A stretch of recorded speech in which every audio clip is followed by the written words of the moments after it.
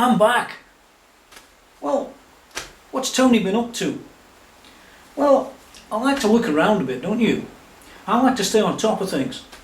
At least that's what I told the missus. But this time, joking apart, I've got some pedals here. 1, 2, 3, 4. From a company called Baroni Lab. Now they're an Italian company. Now you might never have heard of them. Actually, I didn't until you look around. When you start to look around, you think, well, maybe there's something to them, because if there wasn't, they'd go bust.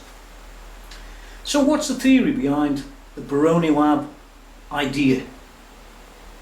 Well, Baroni Lab is a company that was probably put together by a guy here, it says here, Ugo Baroni, or Ugo. I don't know which name it is, because I'm not Italian, but don't worry, the rest's in English. That's good. So I'm going to read this to you, because this really sort of sums up what these pedals are about.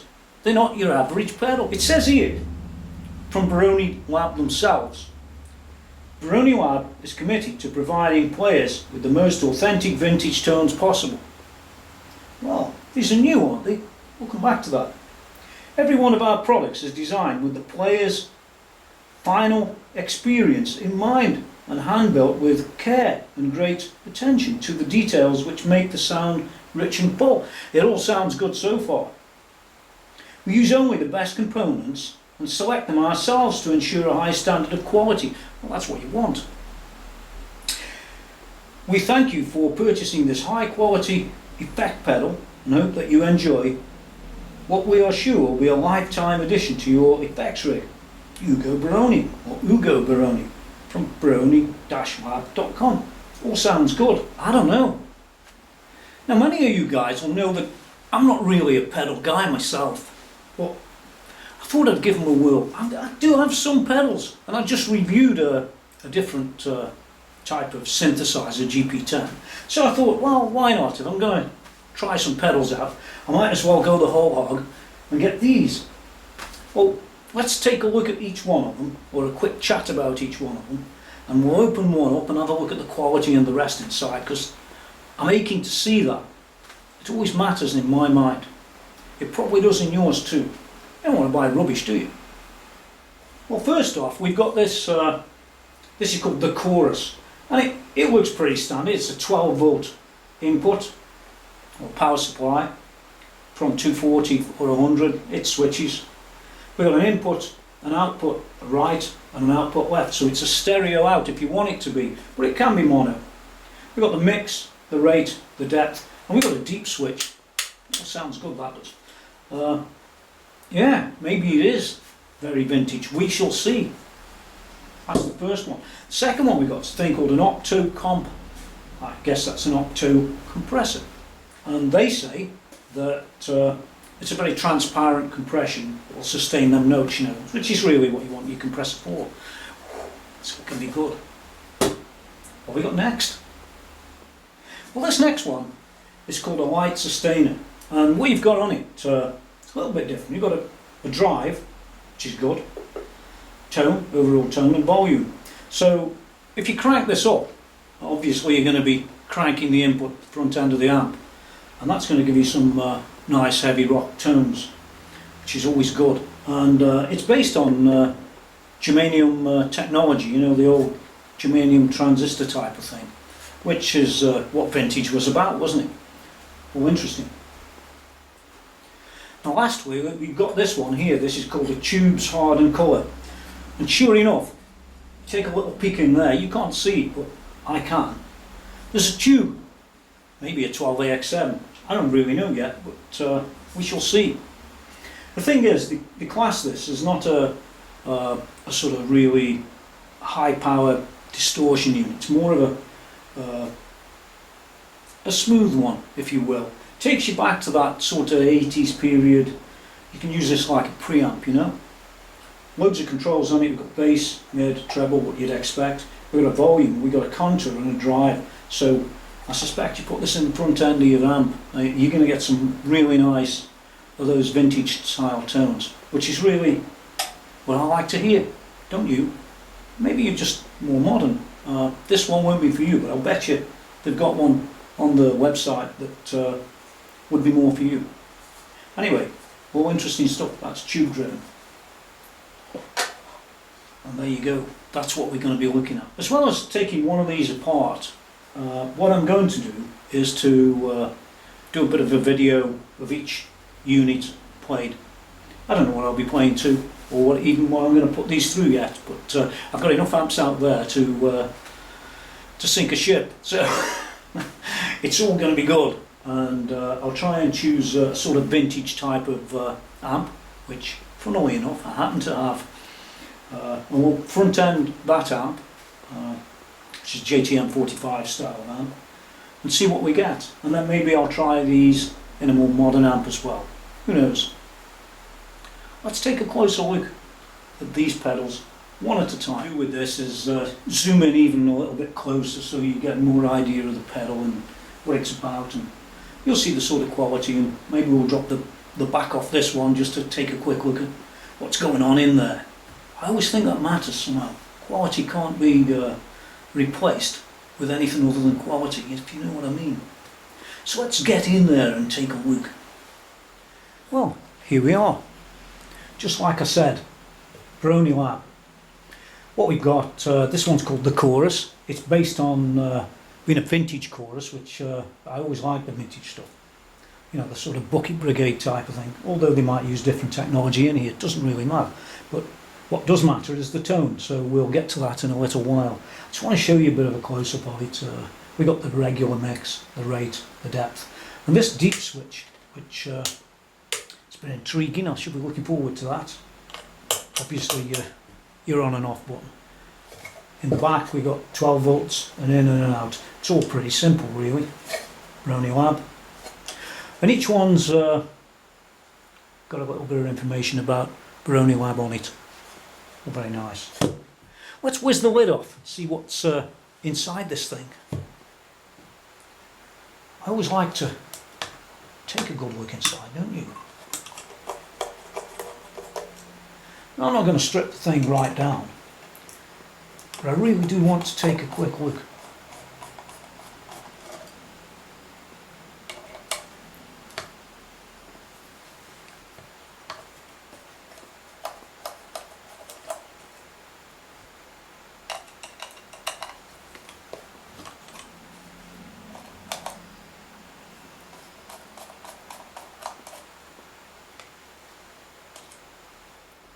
Okay, let's rip the back off, or lift the back off. I'm going to rip anything off. There we go. Well, you don't see much from the back here, and I'm not going to strip it down. But what you do see is some very nice quality, really. I mean, often what you see on this type of product, and I don't mean this type of product, I mean this type of product generally, is go and have a look inside that orange, orange Jim Root 4 that I reviewed, and you'll see that the PCB is really not a very good job. The soldering's poor, this is bad, that's bad. You can see loads of build up you know, on some of the joints and things like that. This one's not that bad.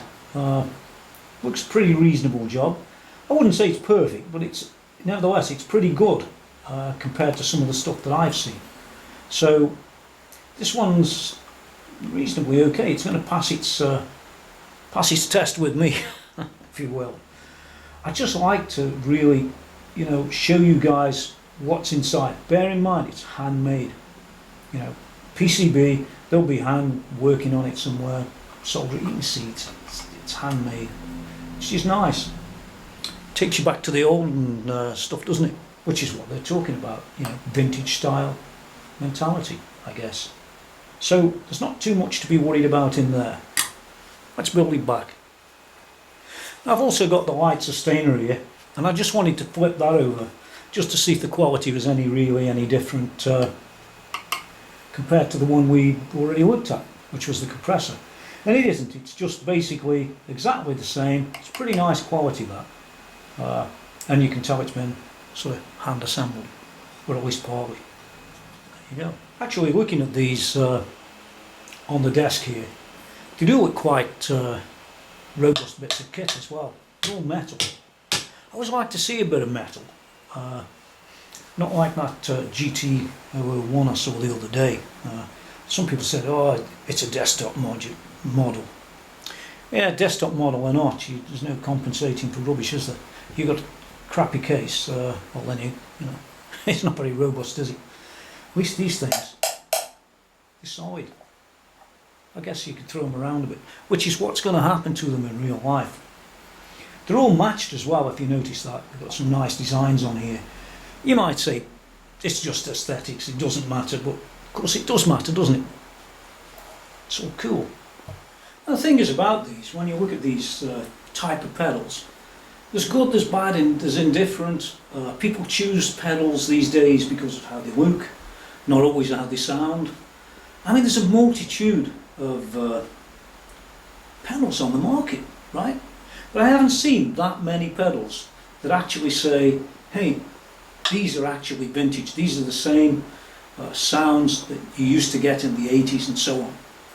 Maybe the 90s even. I didn't check everything on Baroni's website. What you might find interesting is that these prices of these things are not too bad.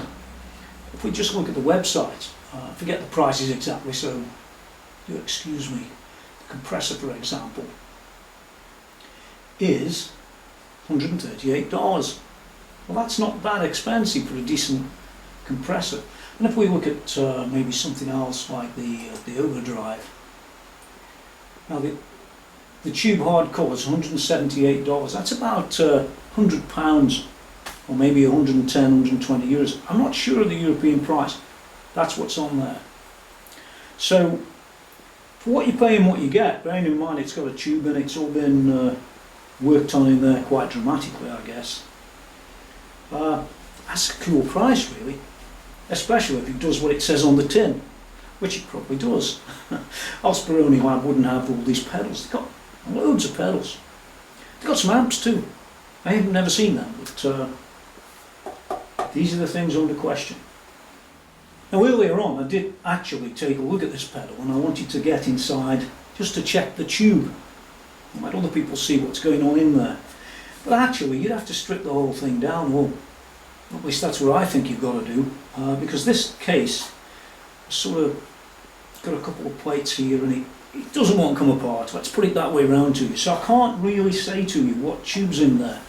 It could be a cheap Chinese one, it could be a great quality one, it's impossible for me to know. I'm not the manufacturer, but I'm sure that the manufacturer will tell you if you ask him. I'm not going to go and ask him because it's an independent review. I'm not in the business of wanting to write a review that is just any old review and yeah, sure, it's great. That's not how I work. How I work is, if these pedals are great, I'll tell you they're great. And if they are not so great, I'll tell you they're not so great. Now, what might surprise you is where these things are made. They're either going to be Hong Kong or China, which is really China. It used to be England, but it's not England anymore. It's China or China. And it doesn't really matter whether it's mainland or not. One thing I can tell you about these guys that's different than many of the pedal makers that you hear about, oh, it's Chinese made, it's Chinese this, it's Chinese that. There is a difference. And the difference is this, that these guys are able to control their own quality. I know of other manufacturers that actually have their own production lines and things like that.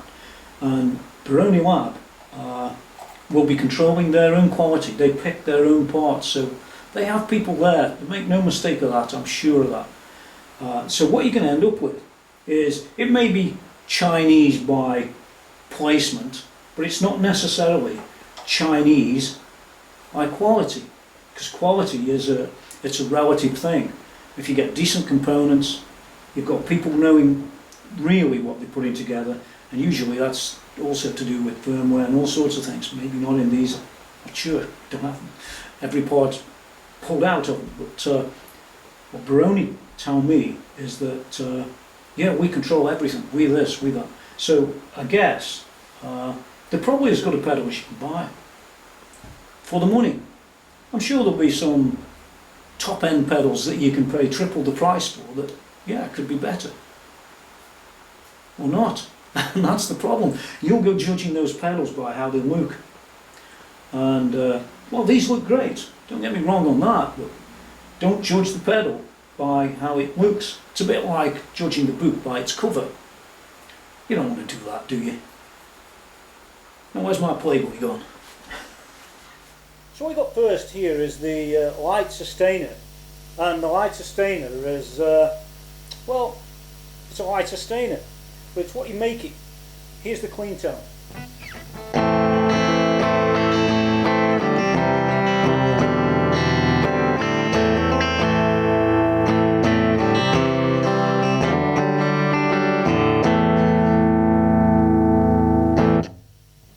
And here it is with the sustainer in position 1.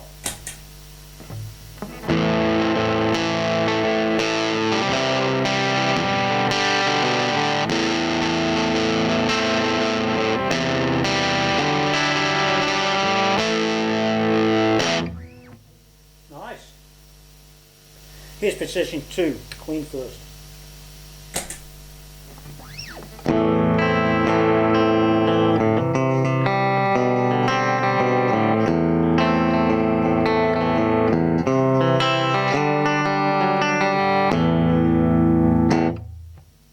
Over the box.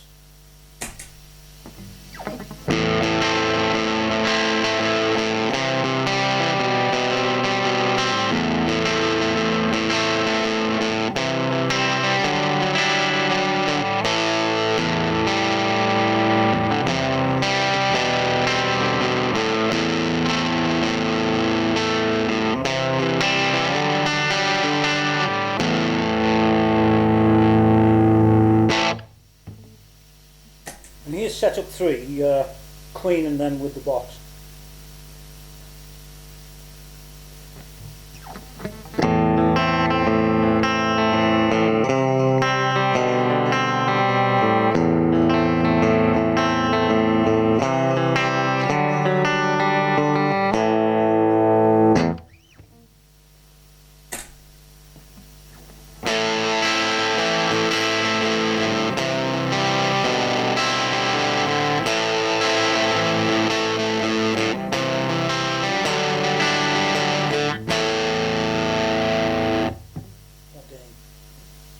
Bit more gain.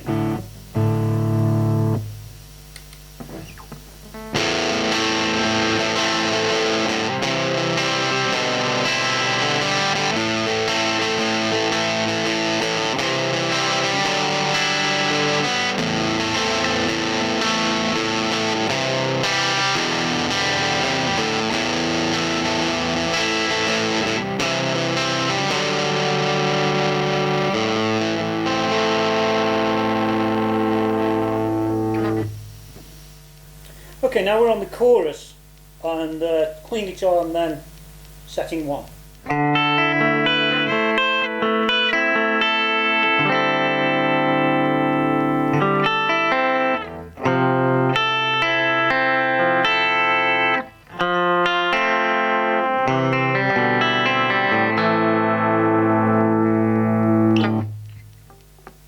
Chorus.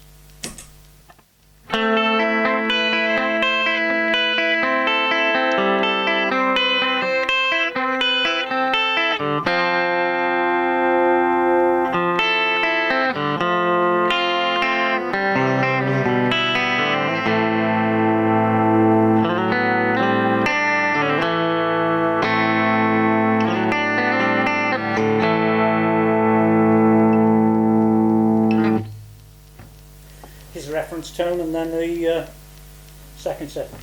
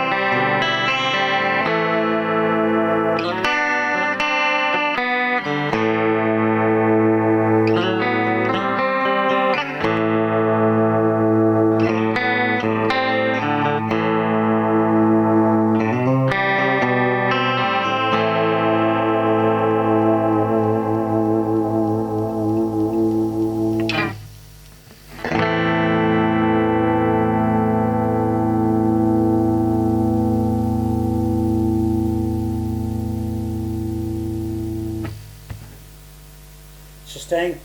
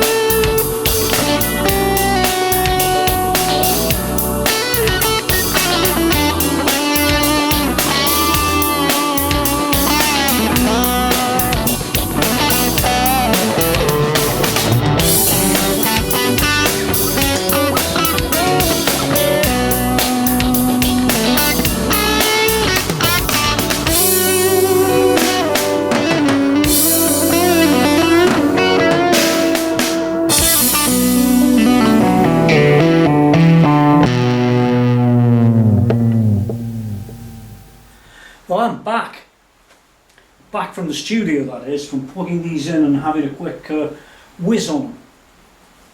Not bad at all, really. Some of them were a little bit more subtle than others. And for example, if you take the chorus, slightly straight. Don't like it when they're not straight, do you?